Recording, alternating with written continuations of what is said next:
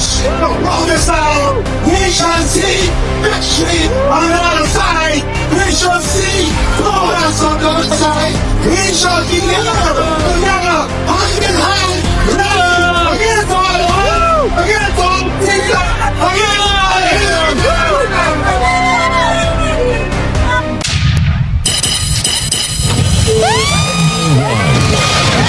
The Vice President of Guyana, Bharrat Jagdeo, offers a scathing critique of the ongoing political coalition talks between the opposition parties in Guyana, particularly the APNU and AFC.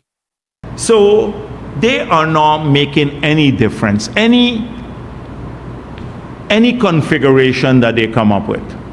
And desperation might force them together. They will give up on principles, they would give up on their own position, which says Norton can be the candidate because he'd lose the elections, but AFC will go into the coalition if offered a space, knowing that they themselves said that.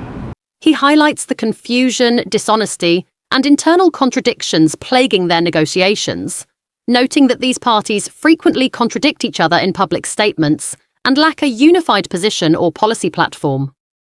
Jagdeo ridicules their leadership choices, especially Aubrey Norton and the AFC's current representatives, as lacking experience, credibility, and national appeal.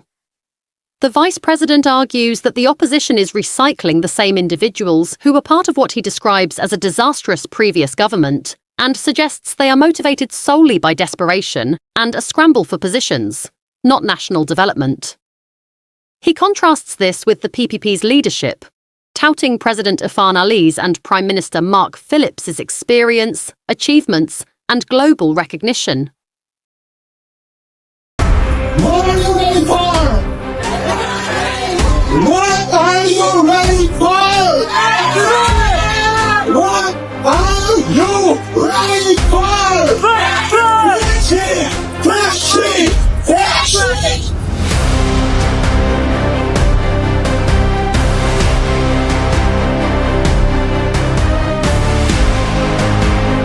As political attention turns to Mr. Aubrey Norton's current role, questions are being raised about his track record in the previous administration.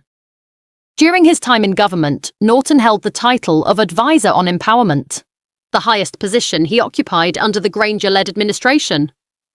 However, sources close to the administration have noted that Norton did not maintain a permanent office and was rarely tasked with managing significant responsibilities. While he was occasionally seen attending various events and meetings, there is little evidence to suggest he oversaw or implemented any major government initiatives. Critics argue that Norton operated largely on the fringes of power, both within the party and the government, with limited influence on key decision-making processes. Observers claim his experience in leadership and governance remains minimal.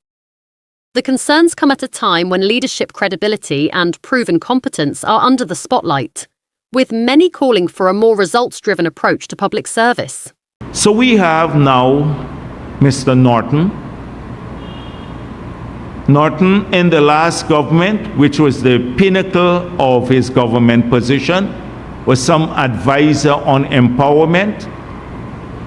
I don't think he even had an office under the Granger administration.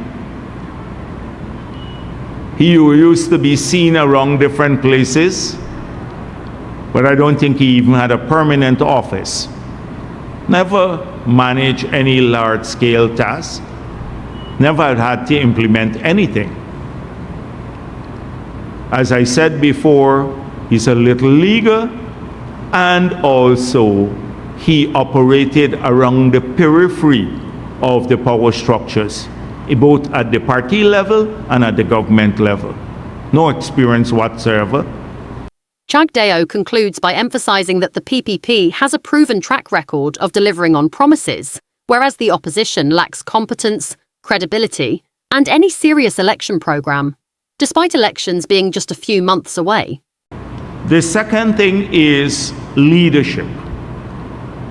We are in a contesting the polls to determine a political party that will lead the country for 5 years. And people have to examine the candidates using some metrics. So experience, competence, trustworthiness, people who would actually say something and then do it. So let's talk about leadership and the qualities of the leadership. We have Irfaan as the presidential candidate.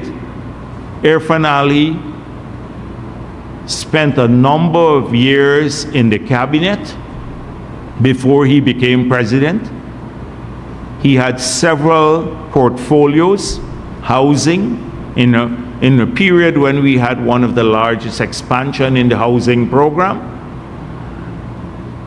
He was Minister of Tourism at the same time, and water, the water sector. He also covered housing and water.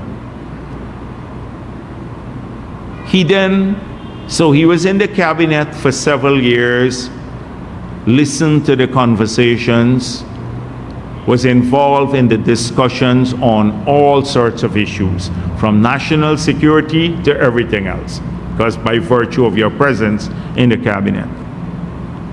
He has had 5 years as president. Globally, he's already known. He has represented us well on every matter, whether the United Nations or a border issue with Venezuela. He's respected around the world. I can speak at length about that issue. Mark Phillips had a large number of years in public service. He commanded thousands of troops as head of the army.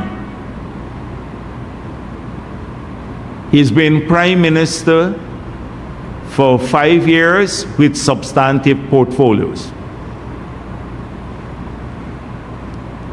That's the experience Mark Phillips has. He's well respected. So they can put together any configuration. We are ready in the PPP, not because of arrogance, but because people have seen them and discarded them. Please remember to subscribe to our channel, like the video, and put your comments below. Hit the notification bell for more updates on the latest events happening in the region and around the world. Thank you, and we love you all.